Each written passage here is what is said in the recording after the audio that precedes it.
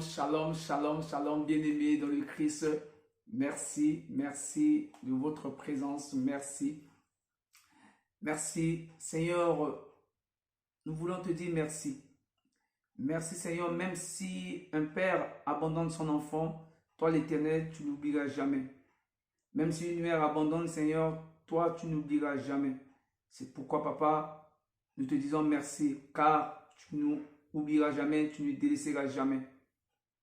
Merci, Seigneur, pour ce moment. Que ton esprit, Seigneur, nous conduit dans ce moment d'enseignement, dans ce moment de connaissance de ta parole. Ainsi, nous avons prié au nom de Jésus-Christ. Amen. Shalom, bien-aimés. Bienvenue dans ce nouveau numéro. Je crois que nous sommes, comme je le dis toujours, des débutants, nous sommes des apprentis dans la parole de Dieu. Pourquoi débutants, pourquoi apprentis?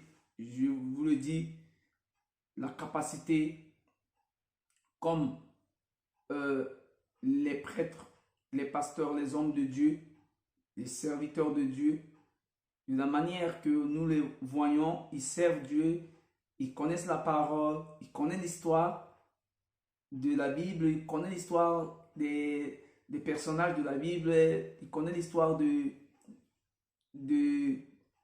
Abraham, Isaac, Jacob, Ésaü, ils connaissent l'histoire de David, ils connaissent l'histoire, tellement qu'ils connaissent l'histoire, quand tu nous parles comme s'ils avaient vécu avec eux, vraiment, ça nous touche le plus souvent. C'est normal. Parce que, on va dire, les prêtres, les pasteurs, ils ont fait la théologie, ils ont appris la parole de Dieu, ils ont pris du temps. C'est normal. Mais j'aimerais te dire encore ici que ça peut se faire aussi d'une autre manière. C'est pourquoi j'intitule notre enseignement, notre conversation, comme nous sommes des apprentis, nous sommes des débutants. Parce que nous ne sommes pas comme eux, évidemment. Nous ne savons pas faire ce qu'ils arrivent à faire. À prier avec les versets, les paroles. Ça, nous regardons souvent dire, oui, il leur a donné de faire ça. Ça, c'est Dieu les a donnés. Comme si eux, voilà, ils étaient partis, je ne sais pas, au paradis avant de revenir. Bon, bref. Mais, j'aimerais vous dire aujourd'hui, par rapport à ces deux versets, j'ai mis ici Osée 4:6 qui nous dit, faute de connaissance, mon peuple périsse. Tout le monde, comme un enfant qui est né, nous n'avons pas la connaissance. Même dans le monde, est-ce que, je ne sais pas, tu peux faire la mécanique, tu peux piloter un avion, tu sais, je ne sais quoi, faire l'électricité. Est-ce que si tu es dans le domaine de menuiserie, est-ce que tu es capable de faire l'informatique? Oui. Tu peux dire, oui, j'ai acquis plusieurs connaissances à la fois, je suis dans ce domaine, je suis dans tel domaine, dans tel domaine. J'ai au moins 3-4 domaines que j'ai maîtrisés. Mais ça, ce n'est pas donné à tout le monde, évidemment. Mais moi, je viens te dire que si tu sais le faire et que celui qui ne sait pas le faire, cela veut dire qu'il n'a pas la connaissance. On est d'accord? C'est pourquoi la Bible nous dit, faute de connaissance, mon peuple périsse. On est d'accord? Et de ce côté, la Bible nous dit en Jean 8, verset 32, tu connaîtras la vérité et la vérité t'affranchira. On est d'accord? Pourquoi ces deux versets? Parce que nous voulons connaître ce qui est de Dieu, la parole de Dieu, faire les choses de Dieu. Parce que nous disons souvent que nous sommes des chrétiens. Et que nous voulons bien que Dieu fait des choses avec nous. On est d'accord? Mais nous n'arrivons pas à saisir la connaissance de Dieu. Je l'ai toujours dit dans mes précédentes vidéos, si on te met là, on te dit, mets-toi à genoux, on te pointe avec une arme, on te dit, dis-nous des versets dans ta tête que tu connais, dis-nous comment s'y faire les choses de Dieu. Je crois tu ne seras pas à mesure, nous ne serons pas à mesure. Bref, mes bien-aimés, la parole de Dieu est à Dieu, est pour Dieu. Qui est Dieu? Dieu est esprit. Dieu est esprit. Et un esprit, pour faire ces choses, les choses de l'esprit, il faut le faire avec esprit. Parce que si tu ne fais pas avec esprit, tu peux beau essayer de le faire, mais tu ne pourras pas bien le faire. Tu te perdras toujours par faute de connaissance. Parce que Dieu est esprit. Et donc, c'est pourquoi il y a une démarche à faire. Et cette démarche consiste aussi à connaître les versets un à un, à connaître chaque histoire des personnages de Dieu dans la Bible. Et pour connaître l'histoire et connaître les personnages et connaître la parole de Dieu, la parole de Dieu nous dit dans ce livre de Josué 1, verset 8, qui nous dit: médite ce livre de la loi nuit et jour, afin que tu agisses fidèlement selon ce qui est écrit, et c'est comme ça que tu réussiras dans tes entreprises et dans tes projets. Regardez, je vous cite ce verset dans la tête. Pourquoi?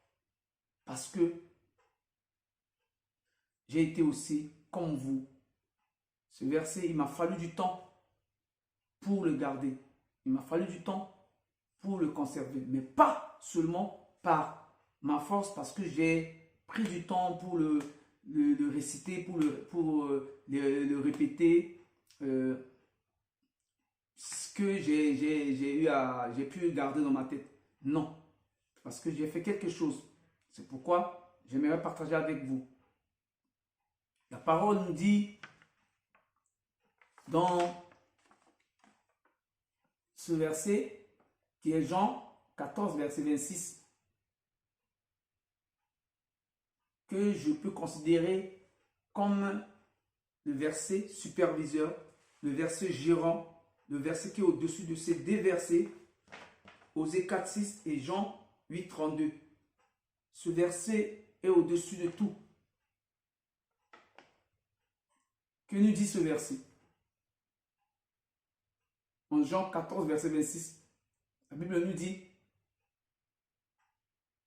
mais le consolateur, l'Esprit Saint, que le Père enverra en mon nom, vous enseignera tout et vous rappellera tout ce que je vous ai dit. Le consolateur, l'Esprit Saint. Voilà où je vais en venir. Le consolateur, l'Esprit Saint, que le Père enverra en mon nom. L'Esprit Saint que le Père Dieu enverra en mon nom vous enseignera tout. Vous enseignera comment lire la parole de Dieu d'une autre manière et de le comprendre d'une autre manière. Comment avoir l'envie, le goût, le sentiment de lire la parole de Dieu.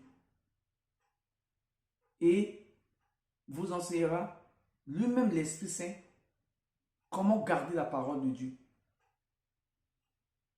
Et il vous rappellera des versets qui peuvent vous aider, que vous avez besoin. Des versets que Jésus a déjà dit. Lui-même, il vous soufflera ces versets que, vas-y, essaie de lire, chercher à lire le verset aux Écatistes là. Et lis-le encore. À chaque fois que tu le dis, lis. Et essaie de le garder. Essaie de garder dans ta tête. Lui-même, à un moment encore, il va te dire, essaie de lire le verset là, non? Vas-y, va comme ça, lire, continue à lire. Tu vas lire le verset Jean 8, 32. Il va te pousser à faire ces choses. C'est lui qui va t'enseigner. Car il est comme une maladie de cancer. Quand tu vas l'appeler, l'Esprit Saint, il faut l'appeler d'abord. Donc il faut faire cette chose de l'appeler l'Esprit Saint. À tout moment. C'est très simple. Tu vas dire, Saint-Esprit, deviens mon ami. Père, envoie-moi l'Esprit consolateur. Envoie-moi Saint-Esprit. Viens, viens prendre le contrôle de ma vie. Saint-Esprit, appelle pas Jésus-Christ, appelle pas Dieu, mais dis Saint-Esprit, viens. Car j'ai aussi appris dans un enseignement où j'ai essayé de mettre en pratique et j'ai vu le résultat. C'est pourquoi je vous demande, je vous le dis également, de le faire. Appelez Saint-Esprit. Si je prends mon témoignage ici, vous n'allez pas croire. Je crois depuis au moins 2 ans et demi, je commençais à chercher, à connaître les versets, mais ce n'était pas facile. Je notais les versets n'importe comment, mais toujours si je vais revenir dessus, je n'arrivais pas. Je me demandais quel est ce verset, il faut que je lise le même verset là plusieurs fois, mais je le retenais jamais. Et que s'il fallait que je parle de ça à quelqu'un, je n'arrivais pas. J'oubliais carrément. Et 2 fois, je mélange, j'inverse la phrase où je prends la paragraphe d'une autre verset, je le dis à la place d'un autre verset. C'était pas facile au début. Mais croyez-moi, c'est par le Saint-Esprit que je suis arrivé à garder quelques versets. Comme la parole nous dit encore dans le livre de Jérémie 33, verset 3. Invoque-moi, je te répondrai. Je ne t'annoncerai de choses cachées. C'est pourquoi nous devons invoquer que le Saint-Esprit. D'abord, pour un débutant au début, nous devons invoquer que le Saint-Esprit. Parce que le Saint-Esprit, beaucoup d'entre nous ne savaient pas que peut-être oui, c'est l'Esprit de Dieu, c'est comme ça. Mais Dieu lui-même, il est Esprit. Dieu lui-même est, je ne sais pas quel domaine je pourrais vous expliquer pour que vous compreniez, mais je crois que le Saint-Esprit va nous aider, nous y arriverons à avoir des langages simples pour comprendre ce qu'il veut nous aider. Mais tout simplement, j'aimerais que nous soyons transformés. Comme dit dans Romains 12, verset 2, soyons renouvelés par l'intelligence. Nous pouvons transformer, soyons transformés et soyons renouvelés. Nous pouvons être transformés, nous également, qui ne sommes pas des serviteurs de Dieu ou des pasteurs ou quoi. Car nous ayons quelque chose par faute de connaissance. Tu peux te dire, oui, moi, je suis comme ça, je suis juste chrétien, c'est mon niveau qui est là. J'arrête là, je vais à l'église, je fais des choses, je fais ce que la Bible me dit, je respecte, je donne mon dîme, voilà. Je suis chrétien, je m'arrête là, je fais ma vie. Toi, tu veux devenir prêtre ou pasteur, tu veux devenir quoi? Ça, Nick, ça te regarde. Ne nous y trompez pas. Ne nous y trompez pas. Comme je le dis toujours, c'est par faute de connaissance que nous raisonnons comme ça. Comme dit dans Jacques 1, verset 22, ne vous bornez pas en vous trompant vous-même par de fausses raisonnements, mais mettez en pratique la parole. Ne nous y trompez pas. Ça, nous trompons par de fausses raisonnements. Écoutez, la Bible a dit dans Marc 16, verset 15 jusqu'à 18, allez partout, faites de tous mes disciples. Faites de tous mes disciples. Les disciples de Jésus. Qui étaient les disciples de Jésus? C'était ses serviteurs. Après Jésus, ils sont devenus des évangélistes, des prophètes. Ils ont remplacé Jésus. Et donc, si la parole nous dit allez faire de tous sans exception, ce n'est pas que de faire les prêtres, les hommes de Dieu, les pasteurs, serviteurs. Toi aussi tu es serviteur.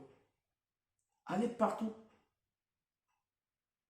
Ou dans d'autres versets, il a dit allez dans le monde entier. Mais le monde entier, le monde d'abord, c'est là où une, deux, trois personnes, c'est déjà un monde. Les gens autour de toi, tes connaissances, c'est déjà un monde pour toi. Tu peux déjà leur parler à ta famille. Je revenais sur certains versets qui sont dans Deutéronome 6, qui nous parlent de parler de la parole de Dieu autour de nous, à nos enfants, à nos proches.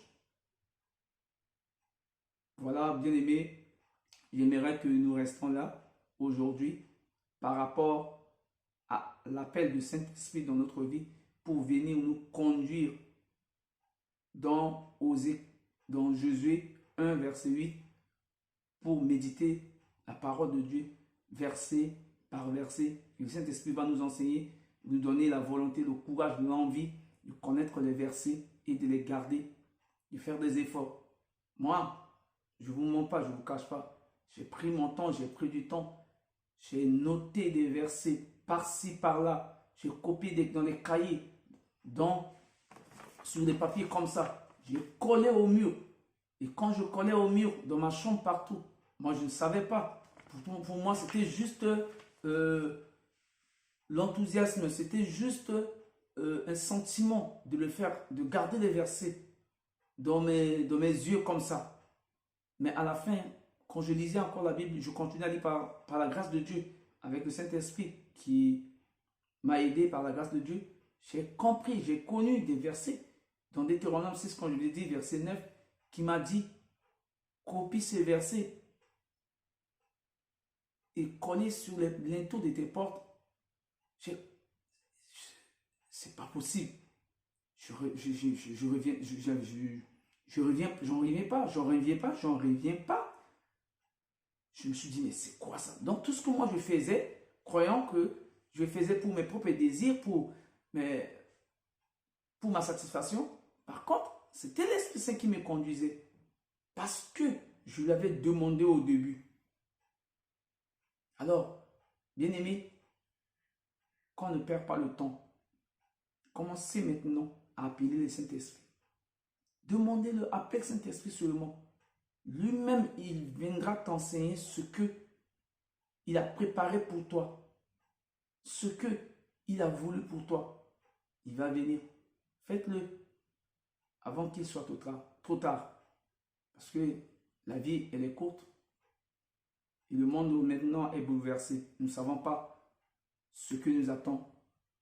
Mais je prie pour nous que le dessein de Dieu, les projets de Dieu qu'il a dit dans Jérémie 29, verset 11, les projets qu'il a formés pour nous n'est pas un projet de malheur, mais un projet de paix et de l'espérance. Que ce projet aboutisse dans notre vie, se réalise dans notre vie, afin que nous entrons dans sa joie, nous rentrons dans sa gloire, nous rentrons dans sa